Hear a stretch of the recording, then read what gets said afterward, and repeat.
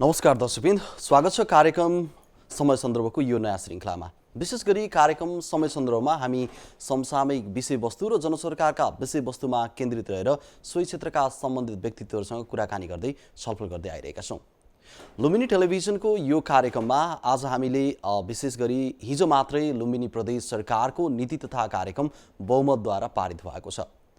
विभिन्न प्रदेशहरूमा सरकार ढाल्ने र बनाउने खेल चलिरहेका बेला लुम्बिनी प्रदेश सरकार पनि अल्पमतमा छ भन्ने कुराहरू बाहिर आइरहेको समयमा हिजो मात्रै नीति तथा कार्यक्रम बहुमतले पारित हुनुले यो सरकारको निरन्तरता हुने हो कि भन्ने सङ्केत पनि देखिएको छ। र विशेष गरी लुम्बिनी प्रदेश सरकारले सञ्चार क्षेत्रमा ल्याएको सञ्चार विधेयकमा सरकारवाला निकायको असहमति छ र यो असहमतिका बीच यो विधेयक कसरी कार्यान्वयन गर्न सकिएला र नीति तथा कार्यक्रममा के कस्ता कुराहरू समेटिएका छन् र भोलि मात्रै लुम्बिनी प्रदेश सरकारले बजेट पनि ल्याउँदैछ नयाँ आर्थिक वर्षका लागि र यो कोभिडको महामारीमा बजेटले के कस्ता कुराहरूलाई सम्बोधन गर्ला र विभिन्न विषयवस्तुमा कुराकानी गर्नका लागि आज हामीसँग लुम्बिनी प्रदेश सरकारका आन्तरिक मामिला तथा कानुन मन्त्री एवं नेकपा एमाले अर्घाखाँची जिल्ला संयोजक चितनारायण आचार्य हुनुहुन्छ।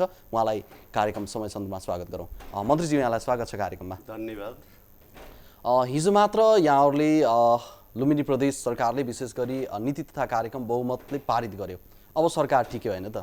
हजुर, हिजो 25 गते हाम्रो प्रदेश प्रमुख धर्मनाथ शाहद्वारा जुन नीति कार्यक्रम उहाँले सदनमा पेश गर्नुभयो, त्यो कार्यक्रम 27 गतेदेखि हामी 28 गतेदेखि त्यसलाई छलफल गऱ्यौँ। 28 गते हाम्रो सदनबाट प्रदेश प्रमुखलाई हामी बहुमतबाटै हामी धन्यवाद ज्ञापन गर्ने काम गऱ्यौँ र 28 गते 29 गते 2 दिन हामी भारी छलफल गऱ्यौँ र 30 गतेका दिन हिजो मात्रै हामी प्रष्ट बहुमतका साथ हाम्रो नीति कार्यक्रम 78-79 को नीति कार्यक्रम प्रदेश सरकारको पास भएको छ। र यो बीचमा जसरी मुख्यमन्त्रीज्यूले राजीनामा दिनुभयो, पुनः नियुक्ति हुनुभयो, मन्त्रीमण्डल विस्तार भयो, त्यो पछाडि पनि विपक्षी दलहरूले यो चाहिँ अवैधानिक छ, चाहिँ वैधानिक हिसाबले चाहिँ मन्त्रीमण्डल पुनः गठन भएको छैन, सरकार अल्पमतमा छ भन्ने कुराहरू चलिरहेका थिए। यो बीचमा नीति तथा कार्यक्रम बहुमतले पारित हुनुमा विशेष गरी अब सरकार लुम्बिनी प्रदेश सरकारको निरन्तरता हुन्छ भन्न सक्ने अवस्था छ या के छ? पहिलो कुरो त यो सरकार जुन अहिले बाहिर त्यो अफवाह फैलाउने खेलो भइराखेको छ, सरकार अवैधानिक होइन, सरकार हामी वैधानिकै सरकार छ र हाम्रो मुख्यमन्त्रीले त्यति बेला राजीनामा दिनुभयो जति बेला अब सदनमा अघिल्लो सरकारको निम्ति अविश्वासको प्रस्ताव पेश भएको थियो। संविधानको धारा 68 को 2 अनुसार बनेको सरकारको निम्ति त्यो अविश्वासको प्रस्ताव दर्ता गर्ने काम भएको थियो र जति बेला सदनभित्र एक खालले भनियो भने अत्यन्तै घिनलाग्दो खालको फोहोरी खेलको सुरुवात भयो भन्ने ठान्छु म। विशेष गरेर राजपाको अब त्यो बहुमत सांसद मान्यहरूलाई अल्पमतले कारबाही गरेर 4 जनाको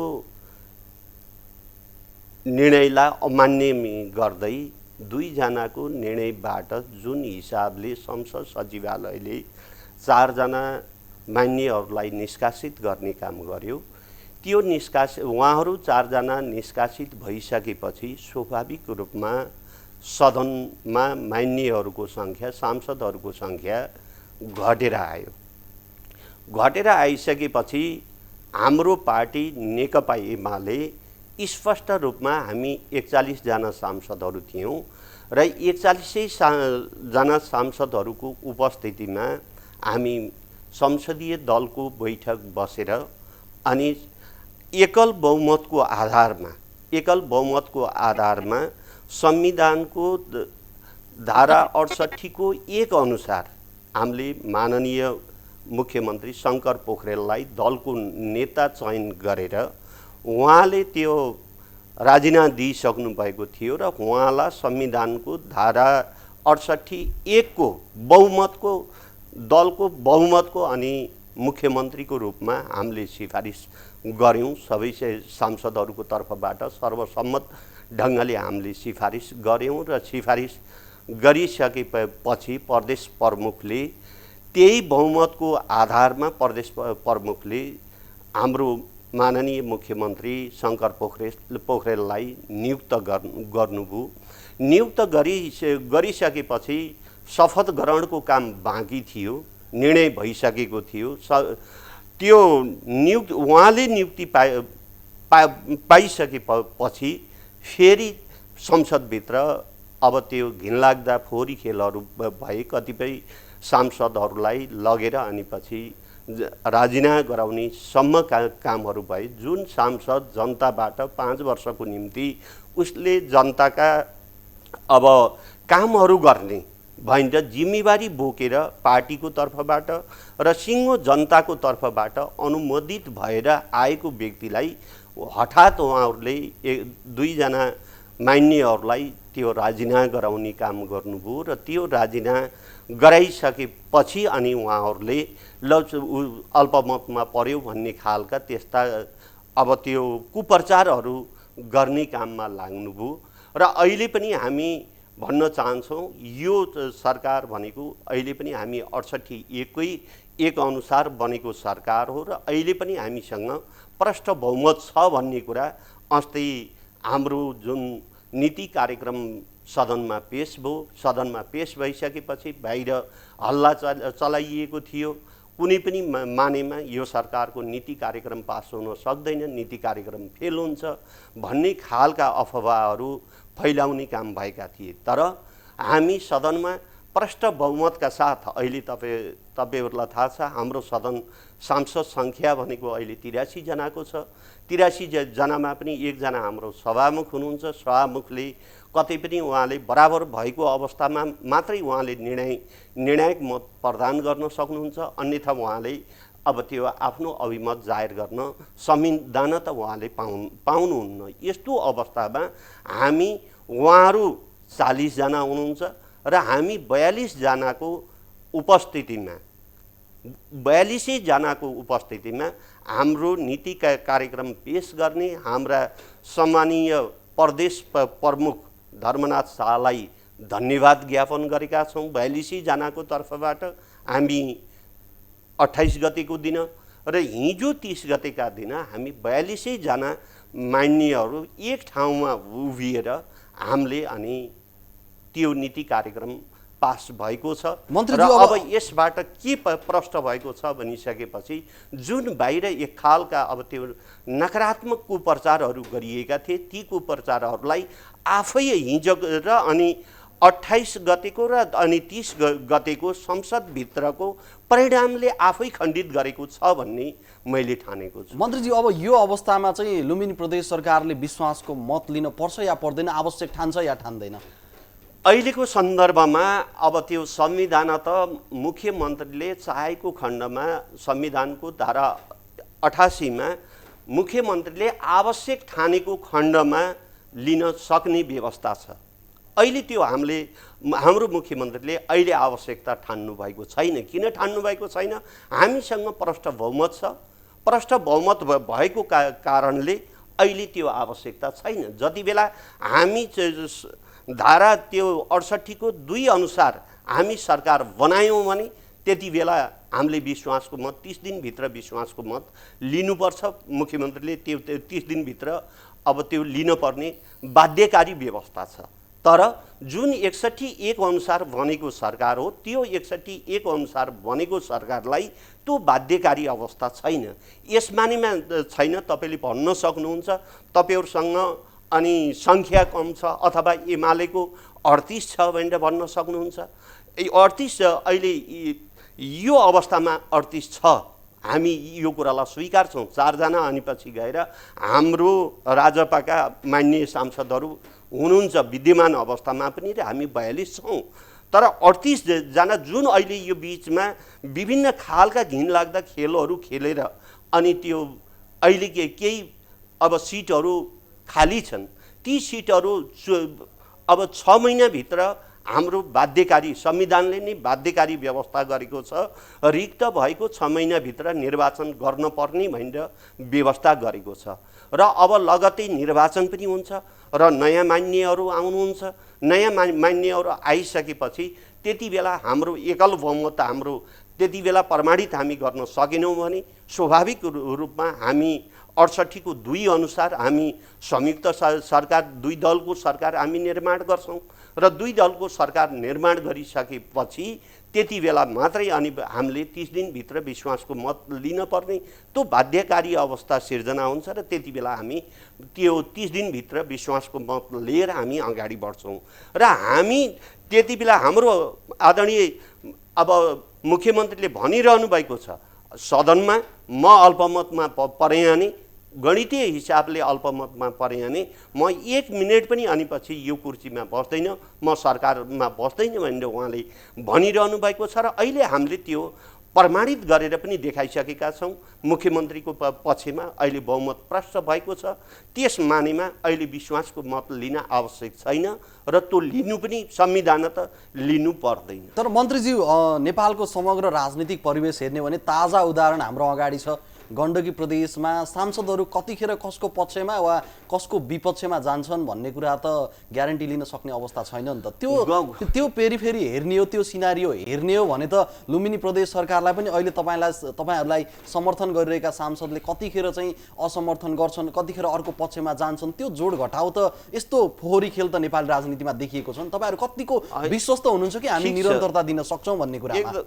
तपाईले उठाएको कुरो समय सान्दर्भिक पनि छ तर सवाल के छ भन्नुहुन्छ भने अहिले अब हामी जुन एउटा आत्मविश्वासका साथ गएका छौं नेकपा एमालेबाट निर्वाचित भएका हाम्रा सम्पूर्ण 38 जना मान्य सांसदहरू कहीं कतै पनि यताउता हुने स्थिति छैन यो म तपाईको टेलिभिजन मार्फतै सबैलाई आश्वस्त पार्न चाहन्छु हाम्रो प्रदेशको सन्दर्भमा पार्टी एकतालाई अक्षुण्ण राख्नको निम्ति हामी अत्यन्तै संवेदनशील भएरै अनि पछि हाम्रो अब आदरणीय अब मुख्यमन्त्री हाम्रो प्रदेशको इन्चार्ज हुनुहुन्छ यो प्रदेशमा पार्टीलाई अक्षुण्ण राख्नको निम्ति एकताबद्ध बनाउनको निम्ति उहाँले भरमग्दुर कोसिस गरिरहनु भएको छ लागिरहनु भएको छ र त्यसैको परिणाम पनि तपाईहरु देखिरहनु भएको छ लुम्बिनी प्रदेशमा खासै हाम्रो पार्टी भित्र हिजो कम्युनिस्ट पार्टी विभाजन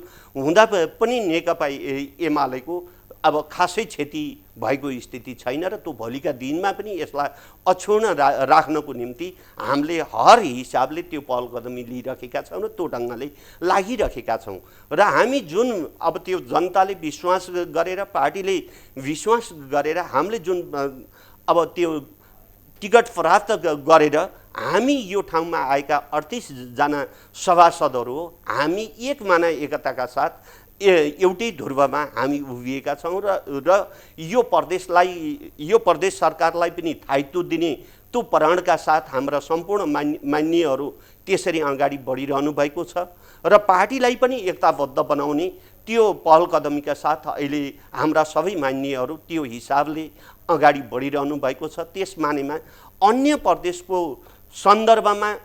सन्दर्भलाई जोडेर अनि लुम्बिनीलाई हेर्दा अनि पछि गएर त्यो बेठिक हुन्छ भन्ने मेरो आफ्नो निष्कर्ष हो। यहाँको भनाइ अनुसार अब लुम्बिनी प्रदेश सरकारले चाहिँ जुन समयसम्म जुन निर्धारित समय छ त्यो सम्म थायित्य रूपमा चाहिँ यहाँले नेतृत्व गर्नुहुन्छ विश्वस्त हुनुहुन्छ 5 वर्षको निम्ति हाम्रो माननीय मुख्यमन्त्री शंकर पोखरेलले लाई अब यो प्रदेशका सम्पूर्ण न्यायप्रेमी अब बुवामा दाजुभाइ दिदी बहिनीहरूले यो प्रदेशको उन्नतिको निम्ति यो प्रदेशको समृद्धिको निम्ति यो प्रदेशको विकासको निम्ति त्यो गहन जिम्मेवारी उहाँको काँधमा सुम्पिएको हो र त्यो जिम्मेवारी पूरा गर्नको निम्ति हामी 5 वर्ष यो सरकारलाई दायित्व दिएरै हामी अगाडि बढ्न सक्छौं र बढ्छौं भन्ने त्यो दृढ विश्वासका साथ हामी अगाडि बढेका छौं।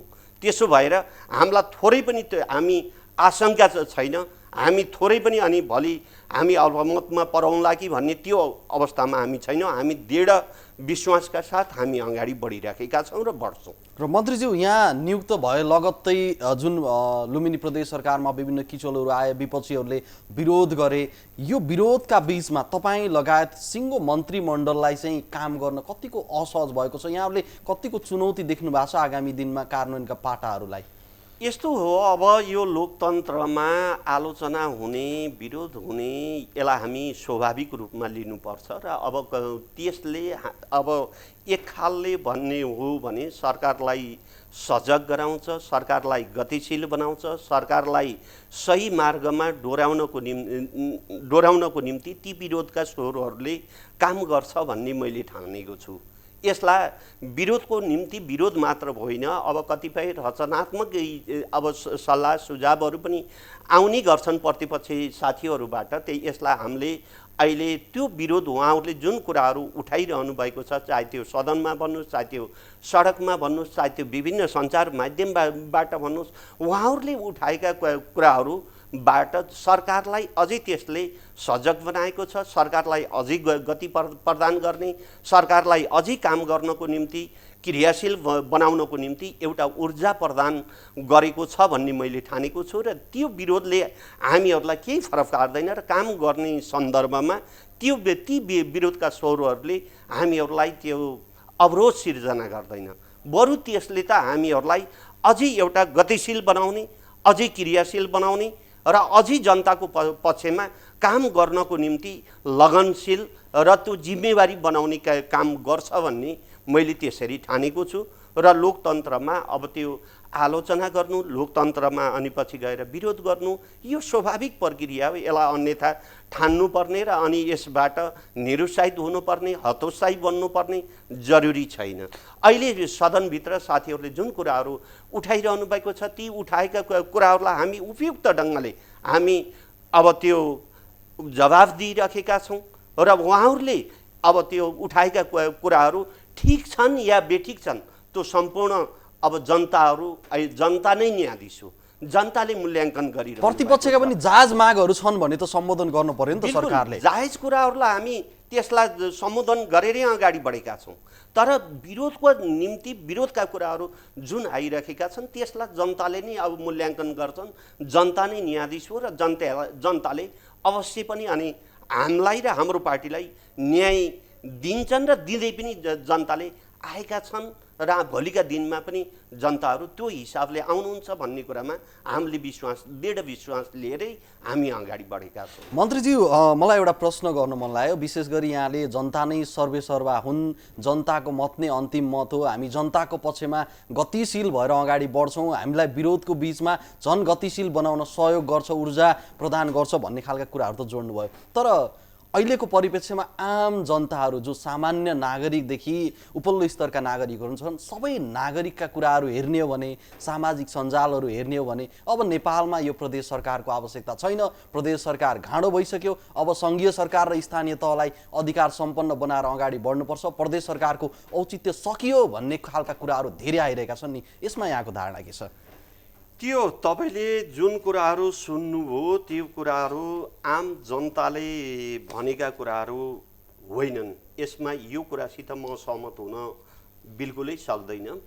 किन सक्दैन भन्नुहुन्छ भने अहिले तपाईँले विगत यो संहिता लागू हुनभन्दा पहिलेको अवस्था पनि तपाईँले हेर्नुभएको छ होला, मूल्याङ्कन गर्नुभएको छ होला र यो संहिता बनिसकेपछि भए गरेका कामहरूको पनि मूल्याङ्कन गर्नुभएको छ होला र स्वाभाविक रूपमा हिजो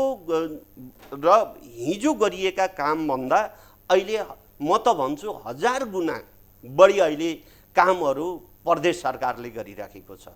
जुन हिजो सङ्घीय सरकारले गर्न नसकेका कामहरू अहिले जनताको पक्षमा विकास निर्माणका कामहरू अहिले अग्रगतिका साथ अगाडि बढिराखेका छन्। हाम्रै प्रदेशको सन्दर्भमा कुरा गर्नुहुन्छ भने हिजोको हाम्रै 12 जिल्लाको तपाईँले चाहे त्यो खानेपानीको सवालमा मूल्याङ्कन गर्नुहोस्, खानेपानीको अवस्था जर्जर थियो। सङ्घीय सरकारले एउटा योजनामा 2 लाख 3 लाख रुपियाँ छुट्याएर अनि पछि गएर त्यो योजना वर्षौँसम्म 20औं वर्षसम्म योजना सम्पन्न हुन सक्ने स्थिति थिएन र अनि पछि गएर जनता खानेपानीबाट प्रताडित बनेको अवस्था थियो र हामीले भनिराखेका छौँ हाम्रो कार्यकालभित्र प्रत्येक अब त्यो हाम्रो प्रदेशवासी सम्पूर्ण जनताको घर घरमा हामी खानेपानीका धारा पुर्याउने छौँ भनेर हामीले पहिलो नीति कार्यक्रममै ल्याएका थियौँ र अहिले पनि त्यसैलाई हामी जोड दिएका छौँ र अहिले पनि भन्नुहुन्छ भने अब हामीले झन्डै 90% जनताको 90% जनताको घर घरमा हामीले खानेपानी का धारा पुर्याइसकेका छौँ र बाँकी रहेको जुन 10% जनता छ त्यो 10% जनताको घर दैलोमा पनि हामी अब रहेको बाँकी अवधिमा त्यो पुरा गरेर छाड्छौँ। अब चाहे त्यो अब सडक सञ्जालको सन्दर्भमा भन्नुहुन्छ भने आज यहाँको भनाइअनुसार विकास निर्माणको बाटोमा चाहिँ जनताले महसुस गरे भन्नु तर जनताले त्यो महसुस गरेको जनताको भावना हेर्दा त्यो चाहिँ देखिँदैन छैन। त्यो निश्चित अब त्यो मुठीभर केही व्यक्तिहरूको होला तर आम जनताको तपाईले कुरा विषयवस्तु उठाउन खोज्नु भएको हो भने आम जनताहरू प्रदेश सरकारसित सन्तुष्ट छ। अहिले जिल्ला जिल्लामा धेरै कार्यक्रमहरू अब त्यो जनताको पक्षमा विकास निर्माणका कामहरू भइरहेका छन्। चाहे त्यो खानेपानीको सवालमा भन्नुहोस्, चाहे त्यो सडकको सवालमा भन्नुहोस्, चाहे त्यो शिक्षा क्षेत्रकै सवालमा भन्नुहोस्, चाहे त्यो स्वास्थ्य क्षेत्रको सवालमा भन्नुहोस्, हरेक क्षेत्रमा अहिले प्रदेश सरकारले विकास निर्माणको सवालमा जनताको जीवन स्तर माथि उठाउने सवालमा अहिले प्रदेश सरकारले लिड गरिरहेको छ र अहिले आशा र भरोसाको केन्द्र जनताको आशा र भरोसाको केन्द्र भनेकै प्रदेश सरकार हो भन्ने त्यो जनतामा अहिले फिलिङ भइरहेको छ भने यो अवस्थामा अनि जनताले अब संघीयता चाहिँदैन अथवा प्रदेश सरकार चाहिँदैन भनेर भन्छन् यो किमार्थ भन्न त्यसलाई तपाईहरुले प्रमाणित गर्न सक्नुहुन्छ। लुम्बिनी प्रदेश सरकारले प्रमाणित गर्छ, प्रमाणितै गरिसकेका छौँ र भोलिका दिनहरुमा हामी अझै यसलाई प्रमाणित गरेर प्रदेश सरकारको आवश्यकता भनेको अपरिहार्य छ भन्ने कुरा हामीले त्यो सिद्ध गर्छौं। सिद्ध यसमा नि पनि भइसकेको छ। आज प्रदेश सरकारलाई अहिले बजेट हाम्रो आउँदैछ, नीति कार्यक्रम आइसक्यो, अहिले बजेट आउँदैछ, जनताका मागहरू अनि पछि गएर चारैतिरबाट जनताका मागहरू अनि प्रदेश सरकारसित पुरै अहिले चाङ लाएर बसिरहेको अवस्था छ। यदि प्रदेश सरकारप्रति विश्वास पनि थिएन, यदि प्रदेश सरकारको आवश्यकता छैन भनेर त्यो जनताले फिलिङ गरेको भए अनि प्रदेश सरकारसँग कार्यक्रम माग्न आउँछ जनता? बिल्कुल आउन सक्दैन। अहिले पनि भन्नुहुन्छ भने यही कोभिडको महामारीमा प्रदेश सरकारले लिड नगरेको भए, प्रदेश सरकारले त्यसमा अग्रणी भूमिका निर्वाह नगरेको भए यो कोभिडलाई हामी नियन्त्रण गरेर अहिले यो अवस्थासम्म ल्याउन सक्थ्यौँ? किमार्थ सक्ने थिएनौँ। संघीय सरकार र अनि पछि गएर स्थानीय सरकारले नगरेको होइन, गरिराखेको छ, तर उसको बुताले मात्रै भेट्ने स्थिति थिएन। त्यसले गर्दा जुन संघीयता प्रति त्यो वितृष्णा फैलाउन खोज्ने त्यो केही मुठीभरका केही संघीयता विरोधी तत्त्वहरूले फैलाएको हौवाको पछाडि हामी कुद्नु हुँदैन। जनताको जनविश्वास अहिले पनि यो संघीयतालाई अझै बलियो बनाएर जानुपर्छ र अझै प्रदेश सरकारलाई शक्तिशाली बनाउनुपर्छ। प्रदेश सरकारलाई अझै सशक्त ढङ्गले कानुनी रूपमा पनि बलियो बनाएर लिएर अगाडि बढ्नुपर्छ भन्ने त्यो सोचका साथ जनताले त प्रदेश सरकारलाई साथ सहयोग गरिरहेको छ र प्रदेश सरकारबाट त्यो खालको अपेक्षा गरिरहेको छ भन्ने त्यो मैले फिलिङ गरिरहेको। मन्त्रीज्यू, हिजो मात्रै नीति तथा कार्यक्रम पारित भयो, भोलि बजेट आउँदैछ। विशेष गरी अब लुम्बिनी प्रदेशवासीले भोलि बजेट आउँदै गर्दाखेरि के कस्ता महत्त्वपूर्ण कुराहरू छन् जसले प्रत्यक्ष महसुस गर्न सक्छन् र जनताले साँच्चै प्रदेश सरकारले ल्याएको बजेट सराहनीय छ भन्ने खालका के कस्ता कुराहरू छन्, महत्त्वपूर्ण कुराहरूलाई उजागर गर्न? विशेष गरेर मैले यो सवालमा धेरै मैले भन्न पनि चाहन्न। विशेष गरेर पहिलो प्राथमिकता भनेको अहिले हामीले स्वास्थ्यलाई नै दिएका छौँ। स्वास्थ्यलाई जबसम्म हामीले व्यवस्थित गर्न सक्दैनौँ तबसम्म यी विभिन्न खालका विभिन्न समयमा कालखण्डमा आउने महामारीबाट जनताहरू प्रताडित बन्न पर्ने जुन परिस्थिति सिर्जना भएको छ त्यस कारणले गर्दा पनि हामीले स्वास्थ्य क्षेत्रको पूर्वाधार निर्माण गर्नेदेखि लिएर दक्ष जनशक्ति निर्माण गर्ने सम्मका योजनाहरूलाई प्राथमिकता दिएर स्वास्थ्य क्षेत्रमा पहिलो प्राथमिकता अहिलेको नीति कार्यक्रमले स्वास्थ्य क्षेत्रलाई दिएको छ र स्वास्थ्य क्षेत्रमा हामी विशेष गरेर वडा तहसम्म हामीले स्वास्थ्य क्षेत्रलाई व्यवस्थित बनाएर लिएर जानुपर्छ भन्ने त्यो योजनाका साथ हामी अगाडि बढेका छौँ। नम्बर 1। नम्बर 2, अनि हामी शिक्षा क्षेत्रलाई हामीले दोस्रो प्राथमिकता दिने काम भएको छ र शिक्षा क्षेत्रमा अहिले हामीले हाम्रो प्रदेशमा प्रादेशिक विश्वविद्यालय बनाउने भएर हामीले नीति कार्यक्रममा बोलेका छौँ र यो वर्षदेखि हामी थालनी गर्छौँ। हाम्रो प्रदेश विश्वविद्यालयको ऐन पनि बनिसकेको छ र यो वर्षदेखि हामीले प्रादेशिक विश्वविद्यालय बाँकेको बिजौरीमा हामीले त्यो सञ्चालन गर्दैछौँ र त्यसबाट हामी प्राविधिक दक्ष जनशक्ति यही हाम्रै प्रदेशमा निर्माण गर्ने र हाम्रो शिक्षा क्षेत्रमा जुन खालको अव्यवस्थित अब त्यो अवस्था छ त्यसलाई व्यवस्थित गरेर अगाडि बढ्ने त्यो योजनाका साथ हामी दोस्रो हामीले प्राथमिकता भनेको शिक्षा क्षेत्रलाई दिएका छौँ र तेस्रो भनेको हामी कृषिलाई दिएका छौँ।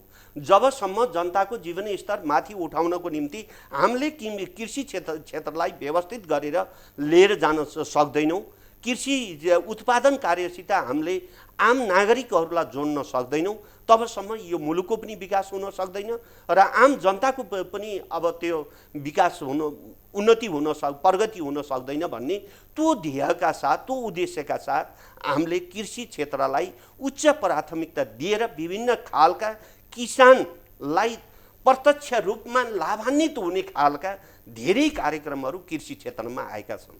चाहे त्यो अनुदानको उत्पादनमा आधारित अनुदानको कुरा गर्नुहोस्, चाहे त्यो कृषि बजारीकरणका कुरा गर्नुहोस्, चाहे त्यो उत्पादन किसानहरूले उत्पादन गरेका चिजहरू सरकार र अनि सहकारीको माध्यमबाट अनि खरिद गरिदिने कुराहरूदेखि लिएर अनि बजारीकरण गर्ने सम्मका ग्यारेन्टी गर्ने त्यो योजनाका साथ कृषि क्षेत्रलाई प्राथमिकता दिएर अनि पछि गएर यो नीति कार्यक्रममा आएको छ र बजेट पनि त्यही अनुसार नै विनियोजित हुन्छ।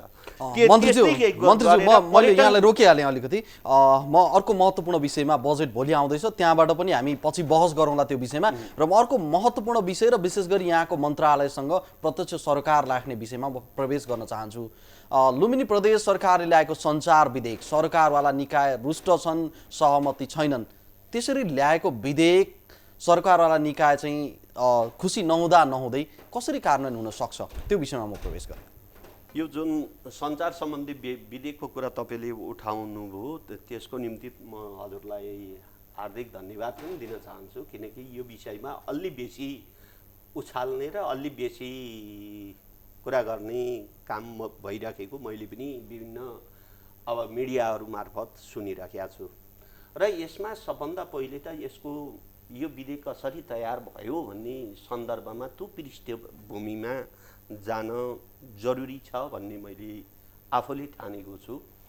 अब म आउनुभन्दा पहिले झन्डै यो विधेयकको सन्दर्भमा हाम्रो अब यो आन्तरिक तथा कानुन मन्त्रालयबाट 2076 सालदेखि नै यो विषयमा बहस र छलफल हुँदै आयो र मैले बुझेअनुसार 76 सालको फागुन महिनामा सिद्धार्थ कटेजमा एउटा त्यहाँ सरकारवाला र अनि सम्बन्धित अब त्यो मन्त्रालय बीचमा पनि बसेर त्यहाँ अन्तर्क्रिया कार्यक्रमहरू भएको छ र त्यसबाट अब मिडियाकर्मी साथीहरूको पनि राय सल्लाह सुझाव आउने काम भएको छ भन्ने मैले बुझेको छु र त्यो 76 साल फागुनमा त्यो खालको कुराहरू आइसकेपछि विभिन्न विज्ञहरूसित तत्कालीन मन्त्री र तत्कालीन अब मन्त्रालयको कर्मचारी टिमले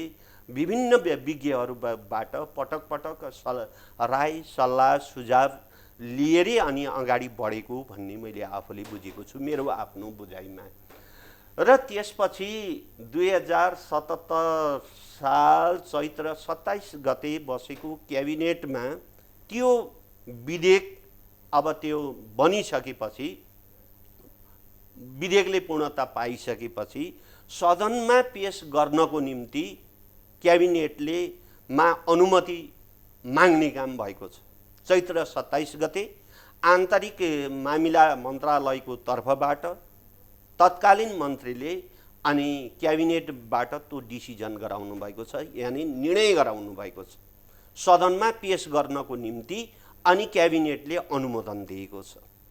र अहिले यो म आइसकेपछि त्यो बनेको विधेयक, क्याबिनेटले पास गरेको विधेयक अनि मात्रै अनि मैले आफूले यो सदनमा पेश गरेको छु र त्यो अहिले सचिवालयमा त्यो टेबल भएको छ र सचिवालयले अझै सदनमा पेश गरिसकेको अवस्था छैन। र कतिपय विषयवस्तुहरू मैले आफूले पनि हेरेको छु र ती कतिपय विषयवस्तुहरू सञ्चारकर्मी साथीहरूले उठाउनुभन्दा पहिले पनि अनि मैले आफूले त्यसको अध्ययन गरिसकेपछि महिला पनि कतिपय विषयवस्तुहरू नखड्किएको होइन, खड्किएका विषयवस्तुहरू छन्। र मैले अब यो बिचमा पनि म आइसकेपछि मैले इन्फर्मल फर्मल समाचार लेखेकै भरमा चाहिँ त्यहाँनिर चाहिँ सञ्चार माध्यम बन्द गर्ने मैले कुरा गर्दैछु। त्यसमा पनि नजानुस्, त्यो पनि फेरि त्यो बारेमा पनि मैले तपाईँलाई प्रस्ताउँछु। अब म आइसकेपछि पनि मैले त्यसपछि गएर सञ्चारकर्मी साथीहरूसित म 2-3 राउन्ड अनि म बसेर सञ्चारकर्मी साथीहरूको राय सल्लाह सुझाव लिने पनि गरेको छु। र इभन आगामी बजेट अनि कस्तो बनाउने सञ्चार क्षेत्रमा, आगामी कार्यक्रम कस्तो बनाउने भन्ने सन्दर्भमा पनि मैले सञ्चारकर्मी अब मिडिया साथीहरू विशेष गरेर विभिन्न अनि पछि गएर विभिन्न सङ्गठनका अब नेता साथीहरूलाई बोलाएर, मिडियाका नेता साथीहरूलाई बोलाएर मैले उहाँहरूको राय सल्लाह सुझाव लिएरै अनि पछि गएर मैले आगामी कार्यक्रम तय गरेको छु। र त्यसपछि गएर तपाईँले जुन कुराहरू अहिले उठाउन खोज्नु भएको छ, कतिपय अब मिडिया कर्मी साथीहरूले अहिले धेरै कुराहरू अब त्यो बजारमा उठाउने गर्नुभएको छ। म तपाईँकै यो टेलिभिजन मार्फत म अब तपाईँहरूलाई आश्वस्त तुल्याउन चाहन्छु, यसबाट तपाईँहरू तर्सिन पर्ने, तपाईँहरू अनि पछि गएर हतोत्साही बन्न पर्ने, तपाईँहरू एग्रेसिभ बन्न पर्ने मैले कुनै कारण देख्दैन। म आफै एउटा अब त्यो मिडिया मैत्री मान्छे हो, मेरो मुख्यमन्त्री अनि पछि गएर मिडिया मैत्री मान्छे हो। मलाई पटक पटक भन्ने गर्नुहुन्छ मिडियासित समन्वय गर्ने र मिडियाहरूलाई खुसी बनाउनु पर्छ है भनेर मलाई अनि पछि गएर निर्देशित गर्नुहुन्छ। किनकि मिडिया भनेको यो मुलुकको चौथो अङ्ग हो, राज्यको चौथो अङ्ग हो। यसलाई हामीले राम्रैसित आत्मसात गरेका छौँ र मैले भनिराखेको छु, ठिक छ अब एउटा विधि पार गरेर विधेयक आएको छ, त्यो विधेयक सदनमा पेश हुन्छ। सदनमा पेश भइसकेपछि स्वाभाविक रूपमा त्यो समितियाँ जान्छ। समितियाँ गइसकेपछि त्यहाँ भरमग्दुर हामी बहस चलाउँछौँ, बहस छलफल गर्छौँ र त्यहाँ साथीहरूले अहिले उठाएका कुराहरू बाधा के हो त, के कुराहरूको त्यहाँ अब त्योले अनि मिडियाकर्मीलाई समस्या सिर्जना गर्छ। यो बारेमा हामी त्यहाँ बहस छलफल गर्न सक्छौँ। आफ्ना यहाँहरूले त लागेका कुराहरू आफ्नो अब माध्यमबाट त्यहाँ तपाईँहरूले लिखित रूपमा आफ्ना सुझावहरू तपाईँहरूले दिन सक्नुहुन्छ र हाम्रा मान्य सांसदहरूले त्यसलाई मनन गर्नुभयो भने त्यसलाई हामी चेन्ज गर्न सक्छौँ, संशोधन हुन्छ। त्यसमा नहुने कुरो छैन। त्यो कुनै पनि विधेयक हुबहु पास हुँदैन। ठिक छ, अब ठिक छ त्यो हुबहु पास हुन्छ। यदि त्यो ठिक छैन, कतिपय कुराहरू राज्यको सरकारको त्यहाँ ध्यान पुग्न सकेका छैन, सम्बन्धित मन्त्रालयको ध्यान पुग्न सकेको छैन भने त्यसमा संशोधन गर्नकै निम्ति त्यो समिति छलफल चलाउने हो। त्यो समिति भनेको मिनी सांसद हो। त्यो मिनी सांसदभित्र तपाईँहरू आफै अनि पछि गएर तपाईँहरूले त्यो मिनी सांसदले बोलाएर अनि पछि गएर तपाईँहरूको राय सल्लाह सुझाव लिन सक्छ। लिन सक्छ र अनि पछि गएर त्यति बेला मन्त्रालयको प्रतिनिधि पनि इभन आन्तरिक कानुन मन्त्री र अनि पछि गएर सचिवकै उपस्थितिमा कतिपय कुराहरू त्यस्तो अब त्यो हामी पनि कन्भिन्स भयौँ, हामीलाई पनि अनि कन्भिन्स गर्ने काम भयो भने ती कुराहरू संशोधन हुन्छन्। त्यसो भएर त्यो आउँदैमा आत्तिन पर्ने जरुरी छैन। तर अहिले आएको हाम्रो जुन अब विधेयक छ, सञ्चार सम्बन्धी ऐन आएको छ, त्यो ऐन भनेको एकीकृत सञ्चार ऐन हो। एकीकृत सञ्चार ऐन आएको छ र सिङ्गो सञ्चार क्षेत्रको त्यो एउटा कानुन हो, ऐन हो। त्यसो भएर त्यसमा तपाईहरूले अब मिडियाकर्मी साथीहरूले पनि सङ्घीय कानुनमा के व्यवस्था छ, त्यो सङ्घीय कानुनभन्दा पृथक ढङ्गले यहाँ प्रदेशको कानुन बनेको छ भने कानुन त के हुन्छ भन्नुहुन्छ भने स्वाभाविक रूपमा त्यो निष्क्रिय हुन्छ।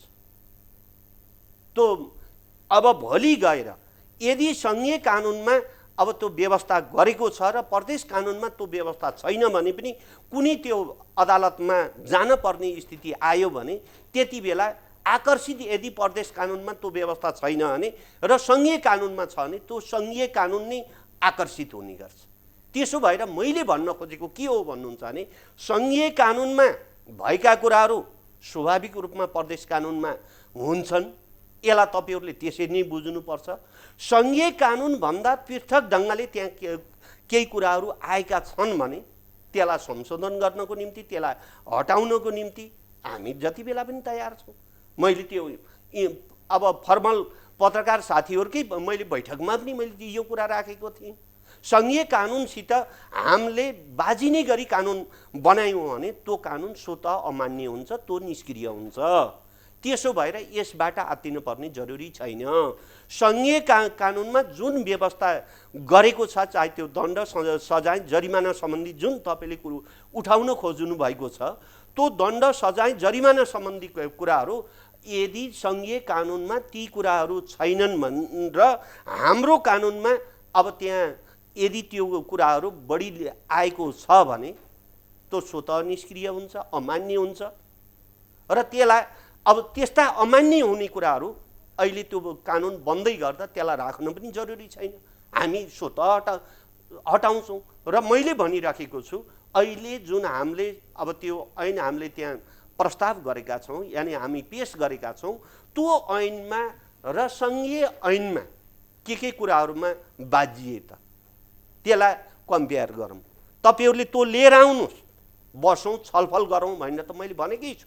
म आफू ओपन छु र कतिपय अब त्यो सञ्चार परिषदका कुराहरूलाई साथीहरूले उठाउनु भएको छ। सञ्चार परिषदको सन्दर्भमा भन्नुहुन्छ भने मैले सुरुमै आफै म त्यसमा कन्भिन्स छैन, किनकि मन्त्री त्यो जुन अध्यक्ष बनाउने कुरो छ त्यो मन्त्री अध्यक्ष नबन्दा राम्रो हुन्छ भन्ने मेरो आफ्नो व्यक्तिगत मान्यता हो। किनकि अब मिडिया भनेको स्वतन्त्र हो र त्यसमा विशेषज्ञता प्राप्तै गरेको व्यक्ति अन्य क्षेत्रको विज्ञ ल्याएर राख्दा अनि पछि गएर त्यो सञ्चार जगत स्वतन्त्र पनि हुन्छ, निष्पक्ष पनि हुन्छ र उसले जुन सुझाव दिने भनेको छ ती सुझावहरू रचनात्मक पनि जान्छन्।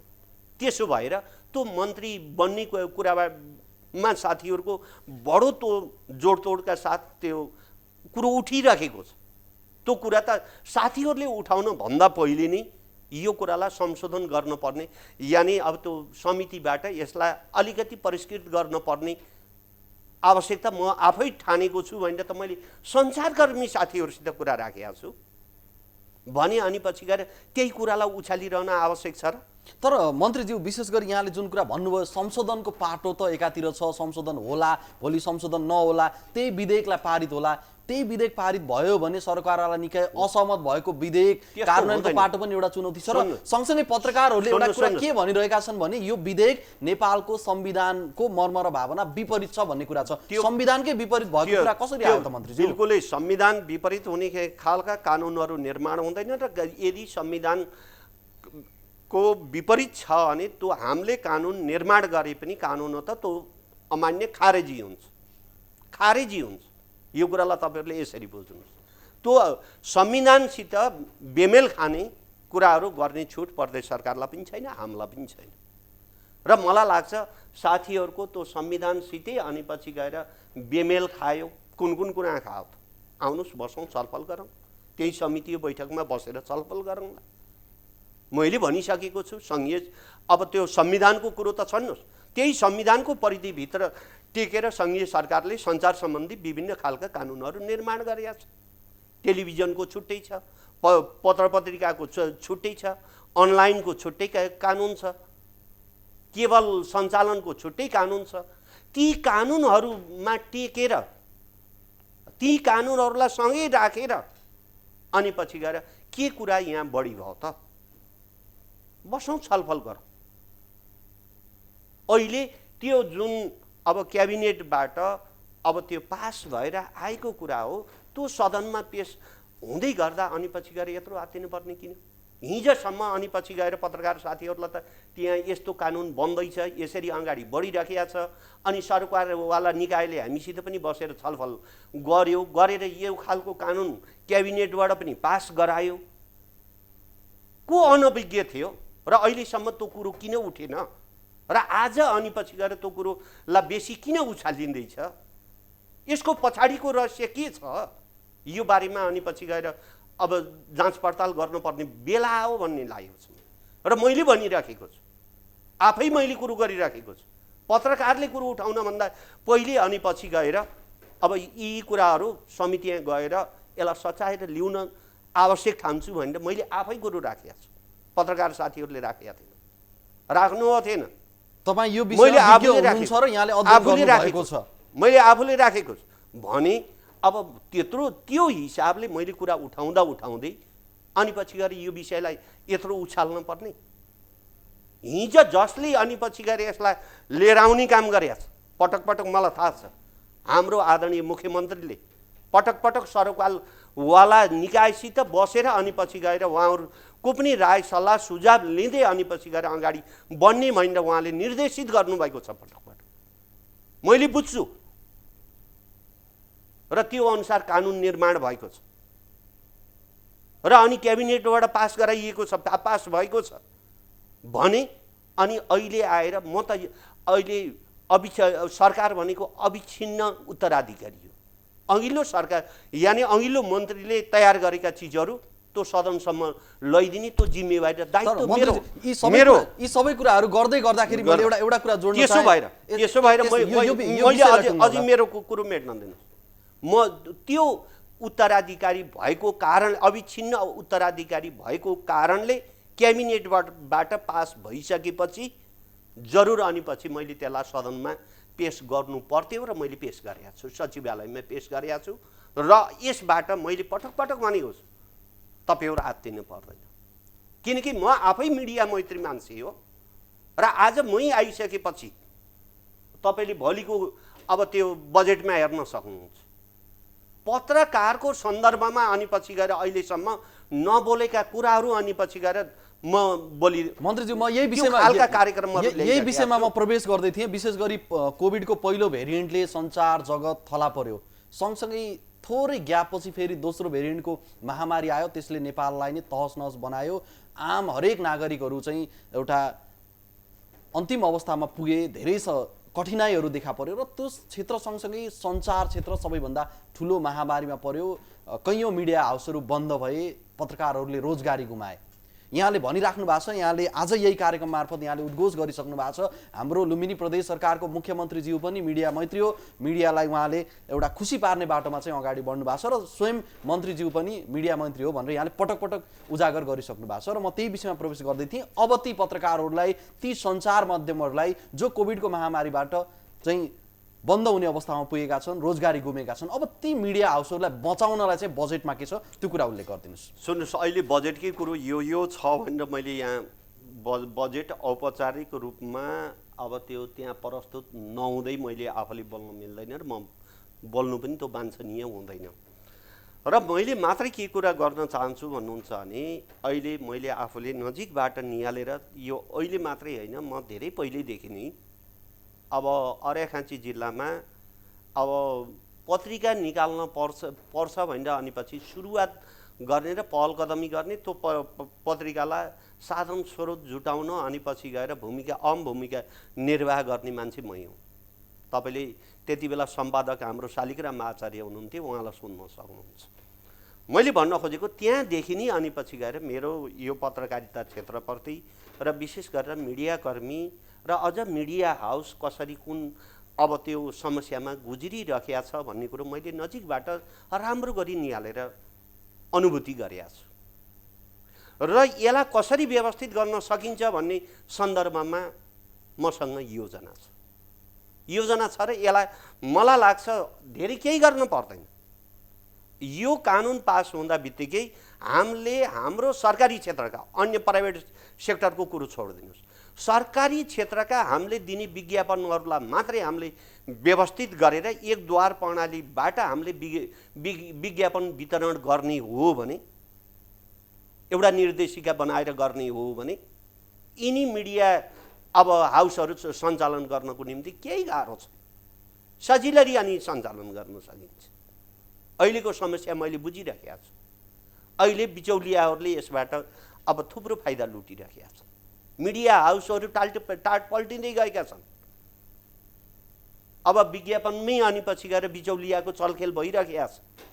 यसलाई व्यवस्थित गर्नको निम्ति सबभन्दा पहिले विज्ञापनलाई व्यवस्थित गर्न जरुरी छ। अझ त्यसमा पनि सरकारी विज्ञापनलाई एउटै डालामा ल्याएर अनि पछि गएर त्यसलाई व्यवस्थित गरेर जान सकियो भने मिडिया हाउसले जुन भोगेका पीडा हुन् त्यो पीडाबाट मिडिया हाउसलाई उन्मुक्ति दिलाउन सकिन्छ भन्ने मेरो आफ्नो बुझाइ हो र त्यो खालको कार्यक्रम अगाडि बढाउने त्यो सोच र त्यो उद्देश्यका साथ म अगाडि बढेको छु र त्यो अहिलेको हाम्रो यो उसमा पनि त्यो बजेटमा चाहिँ समावेश भएको छ। विज्ञापनलाई व्यवस्थित गर्ने खालको अब कानुनमा त्यो उल्लेख छ र त्यो कानुनमा टेकेर हामी निर्देशिका बनाउने छौँ।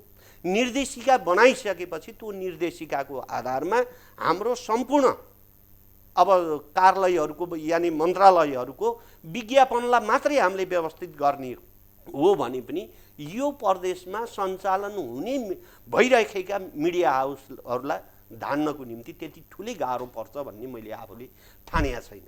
र अर्को कुरा हामी सँगसँगै यही कार्यक्रममा हामीले अहिले पत्रकार जुन सञ्चारकर्मी कल्याण कोषको कुरा ल्याएको छ। अहिलेसम्म त्यो थिएन। सञ्चारकर्मी कल्याण कोष राख्न जरुरी छ भन्ने त्यो अनुभूति अब त्यो हामीले गऱ्यौँ। त्यो गर्नको निम्ति मलाई मुख्यमन्त्रीले पनि अनि प्रोत्साहित गर्नुभयो र त्यो यो वर्षदेखि लागू हुने गरी अनि पछि गएर हामीले अब त्यो सञ्चारकर्मी कल्याण कोष भनेर हामीले निर्माण गर्दैछौँ र त्यो एउटा बिउ पुँजीको रूपमा त्यो रहन्छ। वर्षेनी त्यसमा बजेट प्रदेश सरकारले त्यहाँ राख्दै जान्छ। त्यो बिउ पुँजीबाट जुन आउने ब्याज हो त्यो ब्याजबाट जुन पत्रकार जगतमा परेका अब त्यो पत्रकार साथीहरूलाई पर्ने समस्या भइपरि आउने समस्याहरू हुन्, त्यो समस्या हल गर्नको निम्ति त्यो एउटा कोसे ढुङ्गा साबित बन्छ भन्ने ठानेका छौँ हामीले। र त्यस्तै गरेर अरू नियमित कार्यक्रमहरू त अब जस्तै अब त्यो प्रसारण उत्पादन कार्यक्रम उत्पादन गर्ने, प्रसारण गर्ने, यी यावत कुराहरू हामीले ल्याएका छौँ। र इभन हाम्रा जुन प्राइभेट र अनि पछि गएर अब त्यो सामुदायिक रेडियोहरू सञ्चालन भएका छन्, ती सञ्चालन भएका अब त्यो सामुदायिक रेडियोहरूमा अब चट्याङ पऱ्यो र अनि ट्रान्सफर्मर बिग्रियो भने त्यो ट्रान्सफर्मरको कारणले अनि महिनौँ दिनसम्म मिडिया हाउस बन्द गर्न पर्ने जुन समस्या तपाईहरूले भोगिरहनु भएको छ, त्यो समस्याबाट पनि उन्मुक्ति दिलाउनको निम्ति त्यो मर्मलाई बुझेर अनि पछि गएर मिडिया हाउस अब त्यो बन्द नहोस्, बन्द गर्न नपरोस् भन्ने हेतुले अनि पछि गएर यो वर्ष हामीले त्यो ट्रान्सफर्मर गर्ने खरिद गर्नको निम्ति भइन्दा अनि पछि गएर हामीले बजेटको पनि व्यवस्था गर्ने त्यो सोच बनाएका। र यसरी मैले भन्न खोजेको मिडियालाई कसरी सक्षम बनाउने, कसरी सबल बनाउने, कसरी यसलाई स्वतन्त्र बनाएर अनि पछि गएर लिएर जाने त्यो योजनाका साथ हामी अगाडि बढ्छौँ। आगामी बजेटमा चाहिँ त्यो खालको महसुस चाहिँ मिडिया हाउसले गर्छन् भन्ने चाहिँ यहाँको भनाइ अब गर्ने नगर्ने त्यो तपाईँहरूको कुरो हो। अब मैले अहिलेको यो जुन परिदृश्य देखिरहेको छु, यो परिदृश्यले हेर्दा त अब मैले जति राम्रो गर्न खोजे पनि अनि त्यो नराम्रै बनाउनु पर्ने त्यो होछ कि भन्ने मैले ठान्न पर्यो। होइन भने आज आएर मैले पत्रकार साथीहरूलाई म अब कोही प्रश्न गर्न चाहन्छु, म यो ढङ्गले अब त्यो पटक पटक भनिराखेको छु, पत्रकारको भावनाको उच्च कदर गरेरै अगाडि हामी बढ्छौँ, त्यो योजनाका साथ अगाडि जान हामी तयार छौँ भनेर हामीले भनिराखेको अवस्थामा अहिले आएर यो सञ्चार विधेयक त चेतनाले त त्यहाँ पेश गरेको हो, तयार त अर्कैले गरेको हो। हिजो तयार अर्कैले गरिराख्दाखेरि कोही बोल्न नसक्ने, कसैले लेख्न नसक्ने, त्यति बेला निरङ्कुश नहुने, आज आएर त्यो पेश भइराख्दा एउटा अविच्छिन्न उत्तराधिकारीको हैसियतले त्यहाँ पेश गर्दा चेतना र अनि पछि प्रदेश सरकार निरङ्कुश हुने, अनि सञ्चार विरोधी हुने, यो पनि हुन्छ? यसलाई मान्न सकिन्छ? जसले भनिराखेको छ त्यसमा के हुन् समस्या, आउनुहोस् खुला रूपले छलफल गरौँ, त्यसको निम्ति म आफू तयार छु भनेर पटक पटक भनिराख्दा भन्दै अनि त्यो ढङ्गले अगाडि बढ्ने। यो समग्र सञ्चार विधेयकको विषयमा पनि यहाँ चाहिँ बहस गरेर पत्रकारहरूका जायज मागहरूलाई चाहिँ सम्बोधन गरेर चाहिँ यहाँ अगाडि बढ्नुहुन्छ, प्रदेश सरकार अगाडि बढ्छ, यसको निष्कर्ष यही हो मन्त्री? त्यो त म भनिराखेकै छु त मन्त्रीज्यू। अब हामी त्यो त भनिराखेकै छु नि, यो बारे तपाईँहरूले शङ्का गर्ने ठाउँ छ र यति भन्दा पनि? हामी कार्यक्रमको अन्त्यमा छौँ। अन्त्यमा लुम्बिनी सामुदायिक टेलिभिजन हेरिरहनुभएका आम दर्शकलाई यहाँ लुम्बिनी प्रदेश सरकारको आन्तरिक कानुन तथा मामिला मन्त्रीको हिसाबले यहाँ के भन्न चाहनुहुन्छ? म तपाईँको टेलिभिजन मार्फत सम्पूर्ण आदरणीय बुवामा दाजुभाइ दिदीबहिनीहरूलाई जुन तपाईँहरूले प्रदेश सरकारबाट अपेक्षा गरिरहनु भएको छ, चाहे त्यो विकास निर्माणको सवालमा होस्, चाहे त्यो सुशासनको सवालमा, हरेक क्षेत्रमा हामी गम्भीर छौँ, हामी जिम्मेवार छौँ र हामी त्यो तपाईँहरूले दिएको उत्तरदायित्व पुरा गर्नको निम्ति हामी अहोरात्र खटेर तपाईँहरूका समस्याहरूसित जुझ्नको निम्ति प्रदेश सरकार तयार छ। प्रदेश सरकार तपाईँहरूको एउटा यो शासक नभएर हामी शासक होइनौँ, हामी अब शासितै हौँ, हामी जनताको सेवामा अहोरात्र हामी खट्न तयार छौँ, खटि पनि राखेका छौँ। चाहे त्यो कोभिडकै सवालको कुरा गर्नुहुन्छ भने पनि यही कोभिडको महामारीले जुन हामी अब तपाईँहरू सबै अब आक्रान्त बन्नुभएको थियो, यसमा पनि हामी दिनरात अब त्यो नभनी हामी खटेरै यो समस्यालाई करिब हाम्रो नियन्त्रणभित्र हामीले ल्याउन सफल भएका छौँ। यसको निम्ति प्रमुख रूपमा यो प्रदेशमा हाम्रो माननीय मुख्यमन्त्रीले केही अब उहाँको कुशल नेतृत्वको कारण यो समस्यालाई हामी विकराल बन्न हामी दिएनौँ। उहाँले चाहे त्यो अक्सिजन व्यवस्थापनदेखि लिएर हरेक कुरामा सूक्ष्म ढङ्गले उहाँले आफै अनि पछि नेतृत्व प्रदान गरेर ती समस्याहरूलाई हल गर्ने काम गर्नुभएको छ र सँगसँगै हामी पनि उहाँको साथमा छौँ, सहयोगमा छौँ र यहाँ यो प्रदेशमा जनताको पक्षमा जुन अब त्यो लाग्ने कुरा भन्नुहोस्, जनताको पक्षमा गर्ने विकास निर्माणका कुरादेखि लिएर जनतालाई सबलीकरण गर्नको निम्ति, सक्षम बनाउनको निम्ति हामी अहोरात्र खट्नेछौँ, लाग्नेछौँ। यो कुरा म विश्वास दिलाउन चाहन्छु र सँगसँगै म सिङ्गो सञ्चारकर्मी साथीहरूलाई आश्वस्त बनाउन चाहन्छु, तपाईँहरू अहिले अत्तालिन पर्ने, हतोत्साही बन्न पर्ने, निरुत्साहित बन्न पर्ने, आक्रोशित बन्न पर्ने मैले कुनै ठाउँ देखेको छैन। तपाईँहरू धैर्य धारण गरेर तर्कसङ्गत ढङ्गले अब सङ्घीय ऐन र प्रदेश ऐनमा अब के छ फरक भन्ने सन्दर्भमा तपाईँहरू अध्ययन गरेर आउनुहोस्, एउटै टेबलमा बसौँ, छलफल गरौँ र ती देखा परेका समस्याहरूलाई हामी आपसी समझदारीबाटै ती समस्याहरू हल गर्न सक्छौँ। अहिले विधेयक आयो भने त तपाईँहरू अत्तालिनु पर्ने मैले जरुरी देखेका छैन। विधेयक कानुन सम्मत ढङ्गले अगाडि बढेको छ। अब त्यो सदनमा प्रवेश हुन्छ, समितिमा जान्छ, समितिमा गइसकेपछि समितिले अब त्यो आवश्यक ठानेको खण्डमा सरकारवालाहरूलाई उपस्थित सशरीर उपस्थित गराएर छलफल गरेर बहस गरेर निष्कर्षमा निकाल्ने त्यो संस्कारको पनि हामी सुरुवात धेरै पहिलेदेखि गरेका छौँ र त्यहीँ बसेर हामी छलफल बहस गरेरै हामी एउटा साझा निष्कर्षमा पुगेर हामीले कानुन निर्माण गर्नेछौँ र यो कानुन जति छिटो हामी निर्माण गर्न सक्यौँ फेरि त्यति यसले पत्रकार जगतकै निम्ति त्यो हितकर छ भन्ने मैले ठानेको छु। किनकि यो कानुन पास नभइरहँदा पत्रकार जगतमा जुन प्रदेश सरकारले अहिलेकै अब त्यो कार्यक्रममा पनि गर्न खोजेका कतिपय कुराहरू भोलि गएर त्यो कानुन अभावको कारण त्यो कामहरू नहुन सक्छन्। त्यसले गर्दा ती कार्य भनेका पत्रकारकै पक्षमा छन्। चाहे त्यो विज्ञापनलाई व्यवस्थित गर्ने कुरा गर्नुहोस्, चाहे त्यो कल्याणकारी कोषको कुरा गर्नुहोस्, चाहे त्यो रजिस्टर कार्यालयको कुरा गर्नुहोस्, चाहे त्यो सञ्चार परिषदको कुरा गर्नुहोस्, यी पत्रकारलाई नै अनि सक्षम सबल र अझ सुरक्षित बनाउनको निम्ति ल्याइएका कार्यक्रमहरू हुन्। यानि त्यो व्यवस्थापन ऐनले गरेको छ, त्यो कानुनले गरेको छ।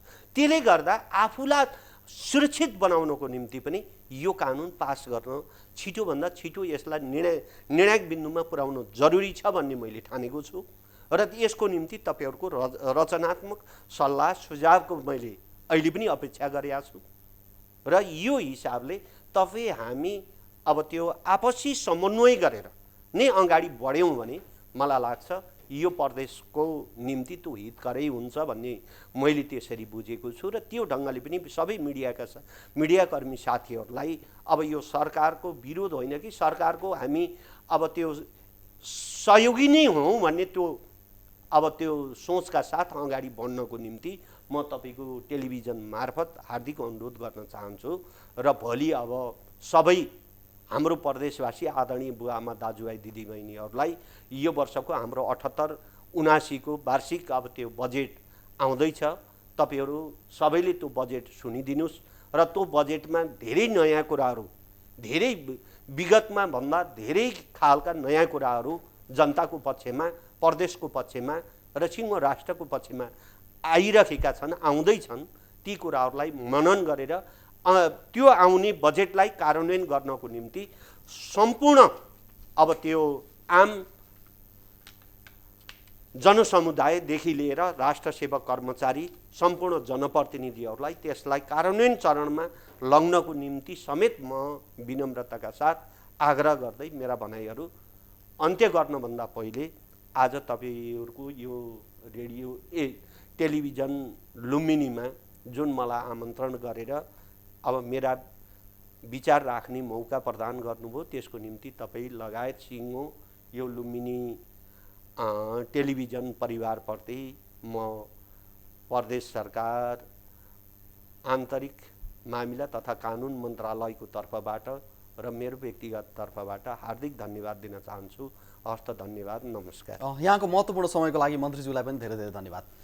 दर्शकवृन्द, कार्यक्रममा आजको समय सन्दर्भमा हामीले विशेष गरी लुम्बिनी प्रदेश सरकारका आन्तरिक मामिला तथा कानुन मन्त्री माननीय चेतनारायण आचार्यसँग रहेर विभिन्न विषयवस्तु र विशेष गरी सञ्चार विधेयक र लुम्बिनी प्रदेश सरकारले ल्याउँदै गरेको आगामी बजेट र विभिन्न विषयवस्तुमा केन्द्रित गरेर कुराकानी गऱ्यौँ र हामी नयाँ श्रृङ्खलामा नयाँ अतिथिको साथमा उपस्थित हुनेछौँ। आजको लागि कार्यक्रम समय सन्दर्भबाट म लगायत सम्पूर्ण युनिटलाई बिदा दिनुहोस्। नमस्ते, हेर्दै गर्नुहोस् लुम्बिनी टेलिभिजन।